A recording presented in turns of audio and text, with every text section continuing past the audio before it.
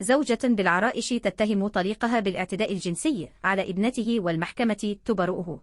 برأت محكمة الاستئناف بطنجة أبي أسرة من العرائش من تهمة الاعتداء الجنسي على طفلته بعدما اتهمته زوجته بهذه التهمة الخطيرة. وفي تفاصيل الحادثة التي تثير الجدل وتجذب اهتمام الرأي العام، اتهمت زوجة طليقها بالاعتداء الجنسي على طفلة قاصر في مدينة العرائش.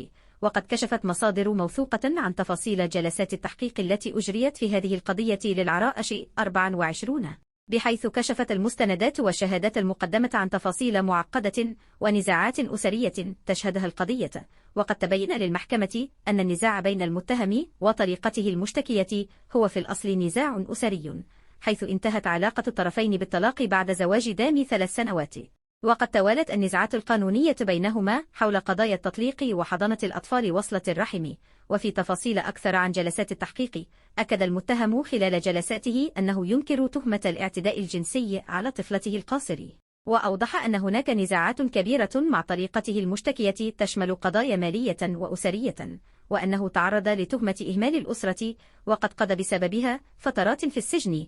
من جهتها، أكدت المشتكية أنها قدمت شكاوى ضد المتهم بسبب الاعتداء الجنسي حسب ادعائها على ابنتها القاصر، مشيرة إلى أن ابنتها أخبرتها بتفاصيل الاعتداء وأنها قامت بتوثيق ذلك من خلال تسجيلات مصورة، بينما تقدم المتهم بشهادات جيدة بحقه وأيضا صور فوتوغرافية للأطفال تظهر إصابات جسدية ناتجة عن اعتداء من جهة آل. وفي المواجهة بين المتهم والمشتكية، أكدت المشتكية أن المتهم يقوم بتلقين أبنائه تصريحات ضدها. في ختام التحقيقات، قرر قاضي التحقيق عدم متابعة المتهم بجريمة هتك عرض طفلة قاصر بالعنف بناء على عدم وجود أدلة قوية تثبت لا تهمة، حيث لم تؤكد الطفلة التهمة. كما تقدم المتهم بتسجيل تؤكد فيه الطفلة أن والدتها هي من تضغط عليها لاتهام والدها.